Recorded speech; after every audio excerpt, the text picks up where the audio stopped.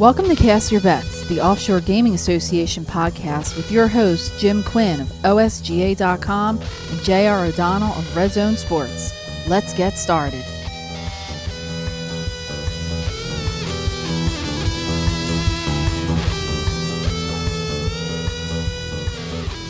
Hello, folks, and welcome to Cast Your Bets. Week 17, the last week of the NFL season. We're deep into the college bowl season. My name is Jim from OSGA, here with my good friend J.R. O'Donnell of Red Zone Sports and Pregame.com. J.R.O., it's getting cold up here in the Northeast, but I think you got some hot plays for us. How you doing today? Doing fine, my friend. Week 17, it's hard to believe we've been doing this 17 weeks. NFL winding down. The playoff picture's looking pretty good. Bowl season in full swing. Must be 40, 41 bowl games. We're halfway through it. I'm going to hang up two fat winners for the listeners. Got a nice bowl game and a nice NFL play, and I just can't wait to get into it for the listeners. Yeah, you had a nice fat winner in the College Bowl last week with Fresno State. Didn't work out for the Ravens, who, I still don't trust the Ravens. But the Fresno State game was sweet, man. Yeah, Fresno State can play defense. They obviously shut down Houston. They won going away there, a couple big turnovers. But Fresno State, they were a one-win team. I'm really in love with Coach Tefford. I told people that the wrong side was favored. Hey, I look like I knew what I was talking about now, but they won by 13 points. They were the right side, and my hat's off to Coach Tefford. One win last year, and they go to a nice, big, fat bowl winner this year. The guys got the program in the right direction. Let's look for Fresno State to make some noise next year. I always kind of like that team from Fresno State, so I was happy to see that myself. And the Baltimore Ravens, they let us down. They did win the game, and I think it's important, and it's something we're going to talk about later. They didn't cover there, but they did win the game. Yeah, absolutely. Baltimore just couldn't lay the 13.5. I overrated the Baltimore Ravens, and I underrated the Indianapolis Colts. The Colts were a terrible team, but they hung in there, even with the third-string quarterback, even with all those injured players. Just Baltimore could not stretch it out. They were at 7, they were at 10, they were at 7. That was a poor play on my part. I'd never like to lay the double digits. I'm not hedging there, but I never like to lay double digits. Week 2, week 3, week 4 in the NFL, I'm not laying double digits, but I got caught into that Baltimore potion, and I apologize to the listeners. It was a fat loser, but this week I'm coming back two-fisted in the NFL. Yeah, well, I like the game myself, and I think we talked a little bit about on last week's show about some of these teams are maybe looking forward to the next game, and I think that's what kind of happened here with Baltimore. They've got a shot. I think they've still got a shot, which is unbelievable, to make the playoffs. And there's a handful of teams that still have a chance to get in there. And here we are, week 17 of the NFL, and traditionally for me, JR, this has been one of the toughest betting weeks. And in the last few years, I've pretty much laid off of week 17 betting because of the way the scenarios play out and whatnot. Obviously, you're still handicapping. You're still getting up at 3 a.m. You're still breaking down a pile of paper every week. Here in week 17, are we talking about some different factors that need to be looked at? Maybe back when I was, playing week 17 that I wasn't looking at? Yeah, week 17 is not a deal breaker. That is an excellent point because you know what? Week 17 is almost like a different animal. You have 16 weeks in the NFL, but we alluded to it earlier in the podcast, and we actually alluded to it earlier in our discussion.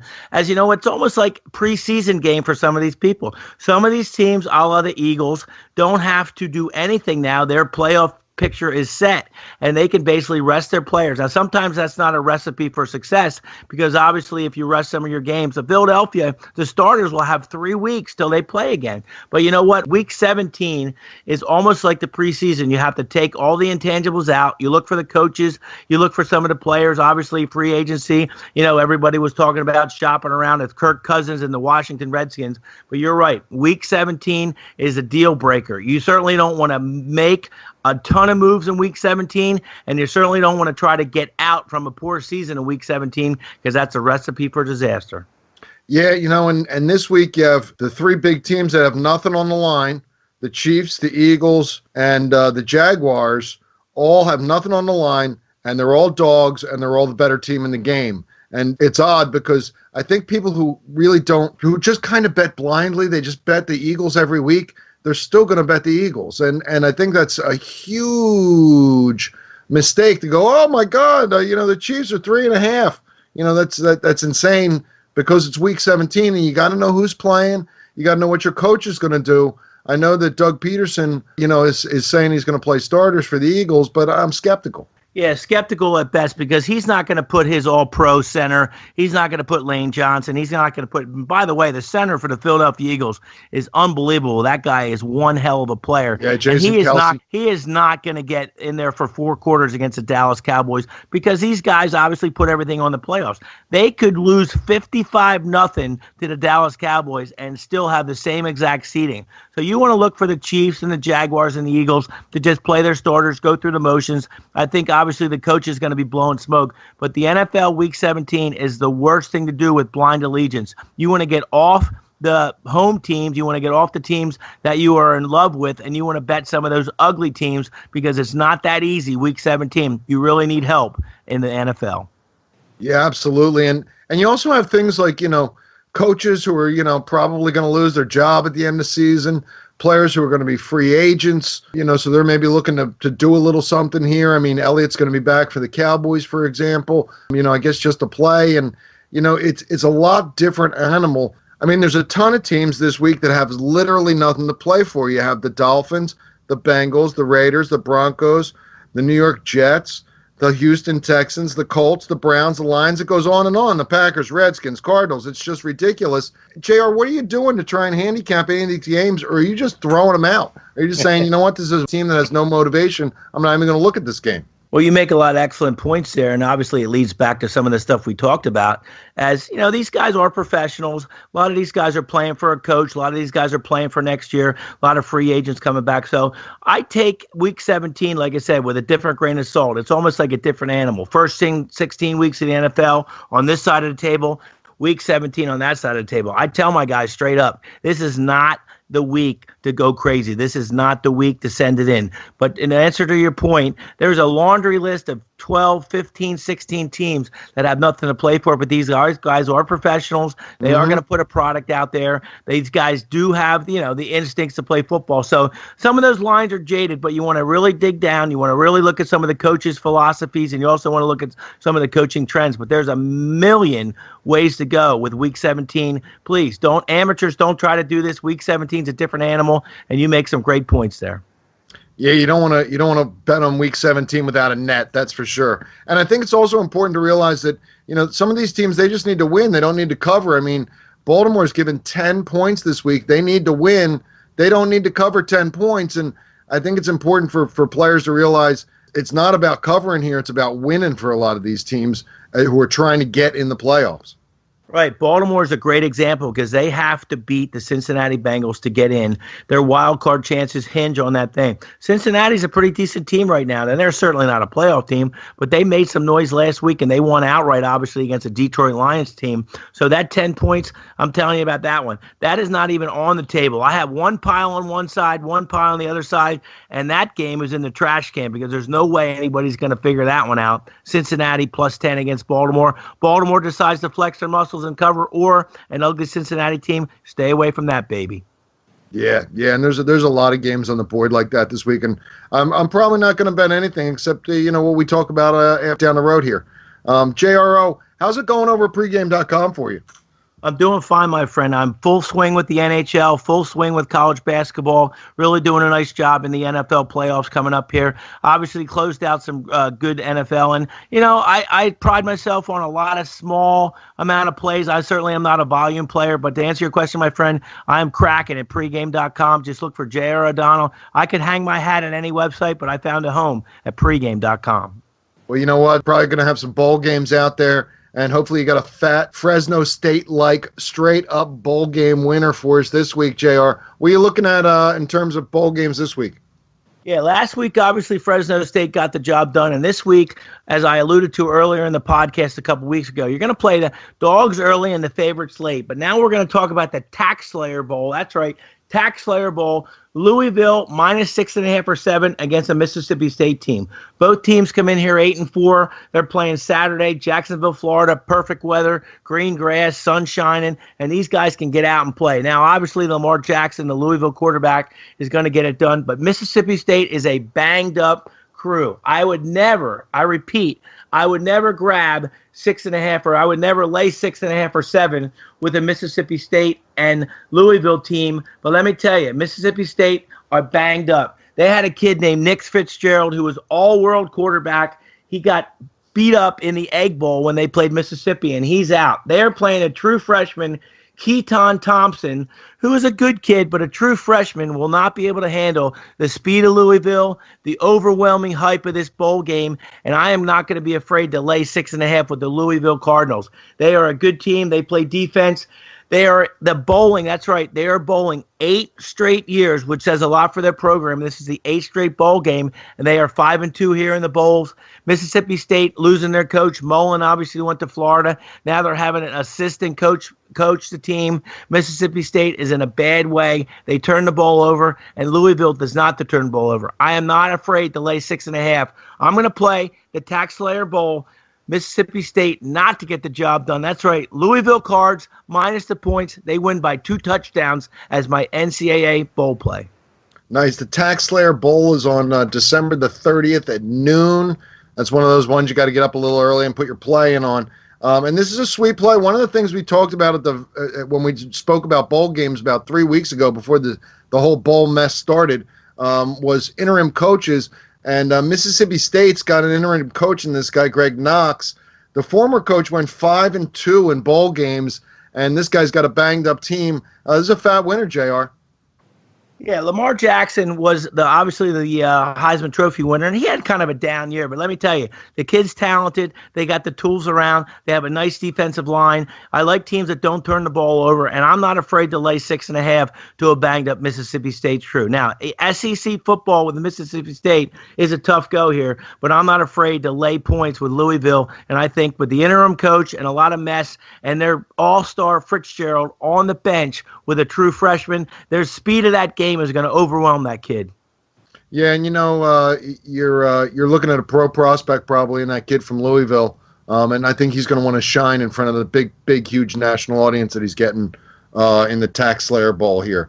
You know what? I got 2 other points that are going to put you guys on the right side of the Louisville here, as the Mississippi State Bulldog defense only faced one dual-threat quarterback like Lamar Jackson. Let me tell you, Alabama, Jalen Hurts, put up over 300 yards as a dual-threat quarterback, and Lamar Jackson is a dual-threat quarterback. Their defense, Mississippi State, will not be able to handle the run and the pass. And the other great point is here, Lamar Jackson comes from Pompano Beach, Florida. What a way to go out in front of his hometown crowd here in Jacksonville, Pompano Beach, as he wants to put up a memorable career. And let me tell you about Jackson. He is going to be stoked to play in front of his hometown crowd. Play Louisville to crush the Mississippi State Bulldogs.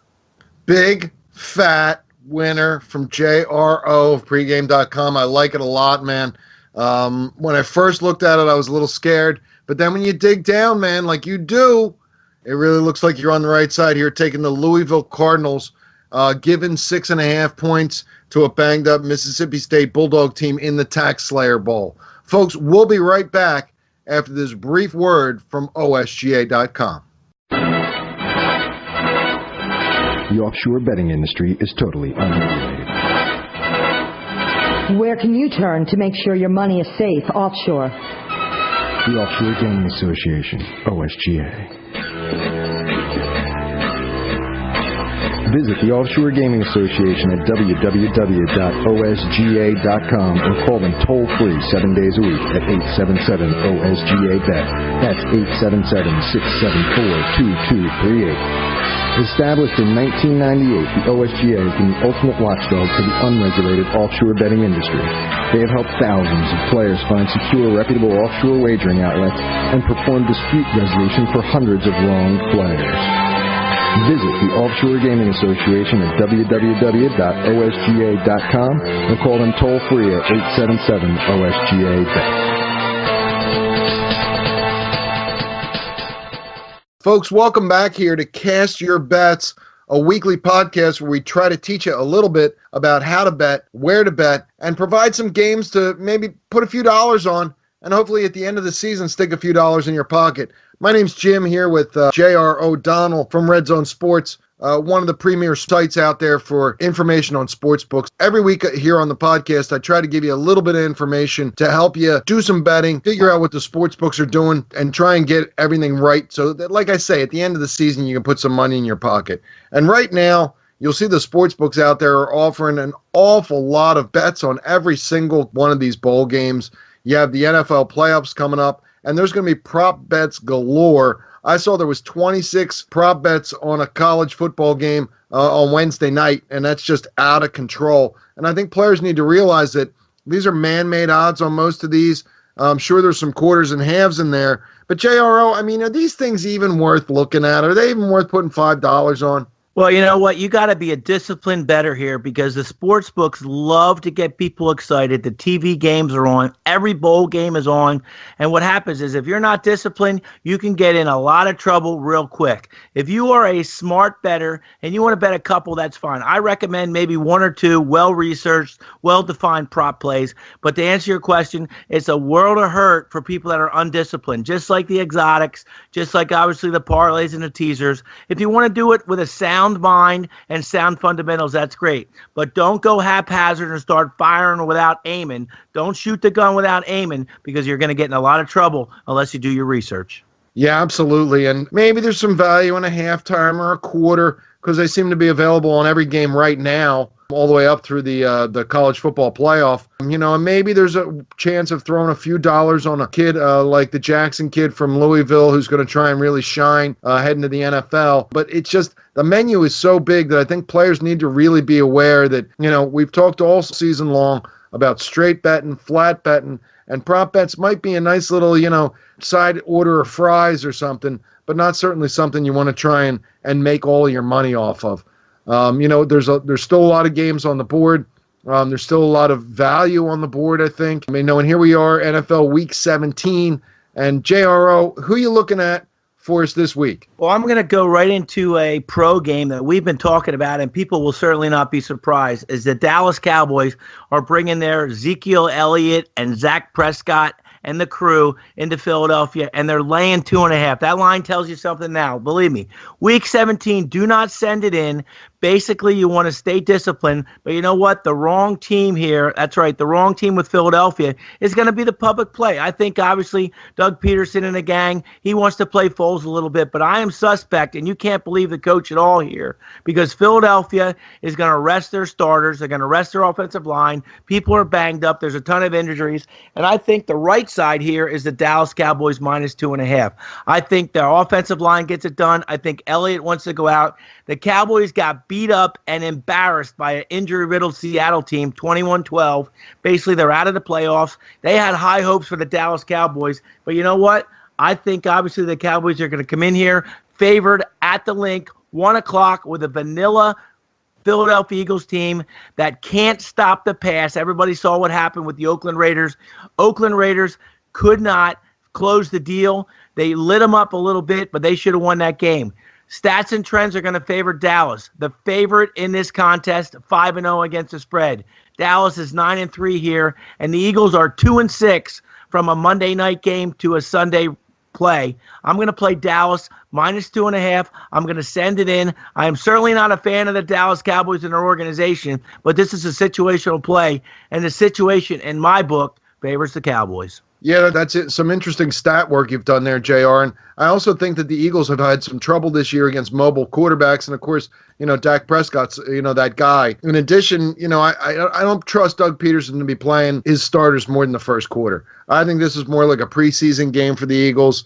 You know, the Cowboys, they have a great run defense. I think the Eagles are going to do a lot of running the football. You know, I think this is a nice play. And the line is really talking to me here on this one, JR. Yeah, minus 2.5. I think it's even going to go higher. I think, obviously, it might even go to 3 at game time. Philadelphia, 1 o'clock. Freezing cold. Dallas comes in. The big boys on the line get it done. They run Elliott. And in the third and fourth quarter, hey, it might be tight at halftime, but the third and fourth quarter, all the starters are going to be on the bench. They're going to be huddled around, and they're not even going to be watching the games. I think Dallas pulls away ugly, 21-17, 24-14, something like that. I look for a low-scoring game, ugly, but the Cowboys cover the 3. Nice, man. So that's the Dallas Cowboys giving points to the Eagles. JR's picking 2 favorites this week. The Louisville Cardinals at 6.5 in the Tax Slayer Bowl, and taking the Cowboys in the NFL Week 17 to beat the Eagles playing a preseason game. So that's a nice play, JR. I think that's a big fat winner you got there in the NFL for us. I think you're probably going to have some other stuff up there on pregame, right? Absolutely. Bowl games are going to dominate. I'll have a couple NFL games. Like I said, I'm not going to be hypocritical. But let me tell you, I'll have a couple NFL Week 17 games. They're not going to be 5-star game of the years. They're going to be solid plays, quality over quantity, but I will have some stuff up at pregame.com. Nice. Now, every week I try to talk a little bit about what we hear on our phone lines and in our chat. And we've heard some recent horror stories about fees using Bitcoin from sports books. A couple of guys have sent in stuff, and players out there need to realize that, there are going to be fees with sending money. I mean, when everybody used to use Western Union and MoneyGram, there was always a fee attached to it, especially if you send a small amount. And some of these Bitcoin wallets out there, Coinbase in particular, really is hammering small moves. If you're sending a decent sum of money, it doesn't seem like that big a percentage. But when you're sending a few dollars, there's a huge fee attached to it. And we've had a number of players who've gotten bitten by this. Players need to be aware, need to read the rules, or even ask the customer service people at the sports book if they're charging any fees to determine where the money's coming out of their account. And if they're using a Bitcoin wallet, for example, that's charging them huge fees, they need to look at some other ones that are out there. There's certainly plenty of different places you can use Bitcoin and use wallets that aren't going to charge you outrageous fees. And you hate to see a player who sends a small amount of $50 or $75 and gets a large portion of that chewed up by a fee that is not generated by the sportsbook. Believe me, these sportsbooks aren't making money on fees. They're making money beating players. And I've heard it for years and years. Oh, they're charging me too much for a check. Oh, they're charging me too much for Western Union. I looked it up, and it only costs this much. You need to take a look at what you're doing and what the fees they charge and how much you're sending. I mean, maybe you don't want to send $50 every other week or once a week and have a big fee. Send $100 in, send $125 in, and save yourself the fee, because a lot of these places are charging a flat fee and then a percentage on top of it. And it's just important for players to realize we hate seeing guys getting bitten. We hate seeing guys who want to send money and get bitten by a fee. So take an extra look in there. That's the word from OSGA.com this week. That's my little piece to try and help you stick some more money in your pocket at the end of the year. JRO, Week 17 of the podcast. I mean, we're going to keep rolling this thing forward through the playoffs and through the Super Bowl, right? Absolutely. I am on board. I enjoy doing the podcast. I'm in. For as long as you want to go, let's keep rolling. The listeners are going to get fattened up. We certainly had a winning season. I think we did some great content. But to answer your question, you ring the bell, and I'm there, my friend. Fantastic, man. I mean, people can listen to us out on Blueberry.com, a very popular podcasting site. They can catch us out on iTunes for sure. And you can catch us on YouTube as well. We do a nice job of adding some stats and trends to the games that JR is picking, and hopefully you'll be able to subscribe out there and listen to us every single week through the Super Bowl, through March Madness. Baseball, I'm not so sure about, but certainly through March Madness, we're going to be cranking this podcast out. Cast your bets every single week, folks. It's been another great week, and we're looking forward to the playoffs. We're looking forward to the college football playoffs. Next week, I think we'll probably be talking about the national championship game a little bit, and hopefully you'll come back and see us here at Cast Your Bets. You've been listening to Cast Your Bets, the Offshore Gaming Association podcast. Check in each week for more inside the sports gaming world, and don't forget to check us out on your favorite social media site and on our YouTube channel at OSGA Sports Betting. Thanks for listening.